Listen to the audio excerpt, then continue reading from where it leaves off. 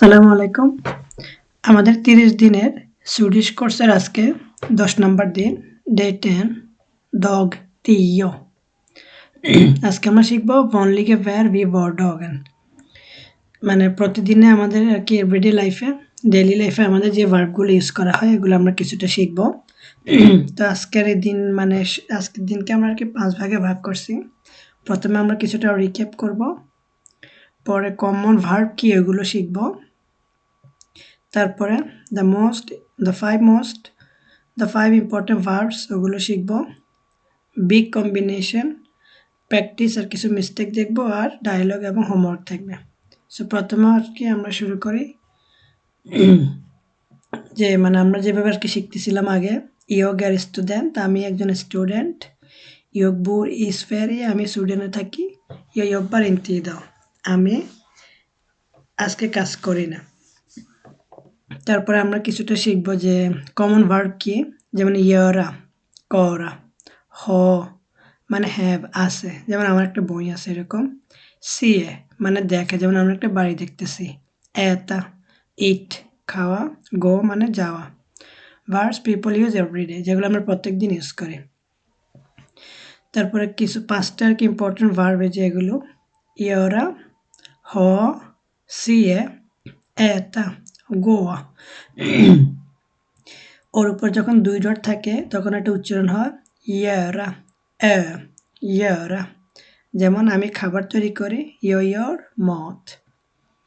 হ মানে আমরা ইংলিশে যেটা বলি হ্যাভ আছে, ইহর এতীয় বা আমার একটি কাজ আছে।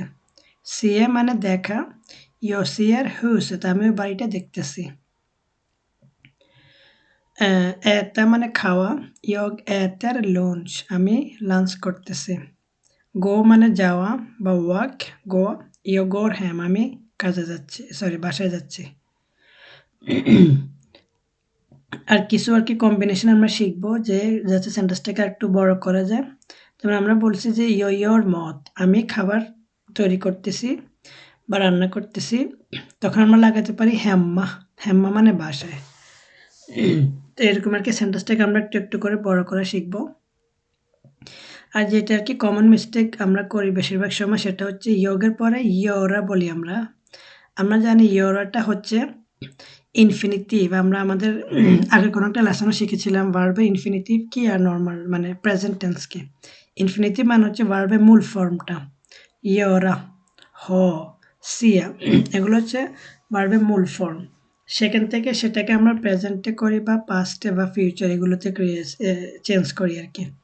সো আমি যে বলি যে আমি করতেছি এখন, আমরা বলবো ইয়গ ইয়র, অথবা ইয়গ হর, অথবা ইয়গ সিয়ার, এরকম।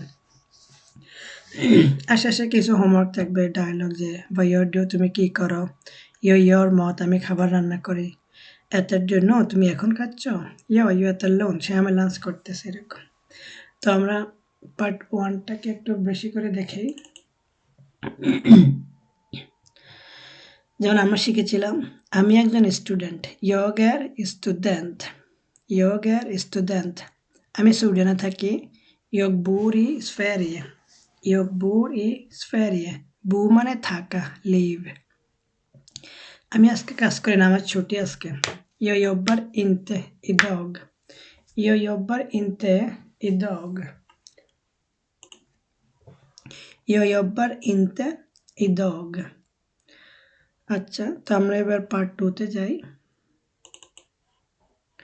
What is a common verb? Common verb কি? সো কমন ভার্ব হচ্ছে verb som används varje dag, যে ভার্বগুলো আমরা প্রত্যেকদিন ইউজ করি সেগুলোকে কমন ভার্ব আর কি এখানে আমরা বলতেছি। যেমন ইয়ারা মানে ডু করা বা মেক তৈরি করা, খাবার হতে পারে বা অন্য কিছু। হ মানে হ্যাভ, যেমন ইয়গ হরেন বুক, আমার একটি বই আছে। তারপর হচ্ছে সিয়া মানে দেখা, সিয়ার হুসেত আমি বাড়িটি দেখতেছি। এখানে হুস এত কেন হয়েছে হুস না হয়ে, আমরা আমাদের আগের টিউটোরিয়ালে শিখেছিলাম যে বেস্টেমড যখন হয় মানে আমরা নির্দিষ্ট করে দিচ্ছি, তখন এটা শেষে আমাদেরকে এন অথবা ইটি যুক্ত করতে হয়।